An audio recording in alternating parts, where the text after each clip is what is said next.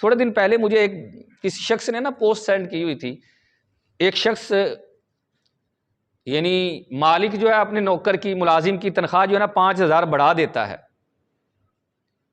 جب تنخواہ بڑھتی ہے تو اسے مطلب اتنی خوشی نہیں ہوتی، بس ٹھیک ہے تنخواہ بڑھ گئی ہے، اس نے مالک کی کوئی تعریفیں نہیں کی، خوش آمد نہیں کی کہ جناب بلے بلے آپ بڑے فراخ دل ہیں. یہ نہیں، تھوڑے دن گزرے تو کہتے ہیں یار اس کو پتہ ہی نہیں چلا میں نے 5,000 بڑھا دیا.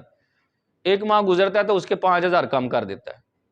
اس کو پھر کوئی دکھ نہیں ہوتا، کہتا ہے یار یہ کیسا بندہ ہے، بڑھانے سے خوش نہیں ہوا اور کم ہونے سے بھی کوئی اسے دکھ اور غم نہیں ہوا، یہ کیسا بندہ ہے.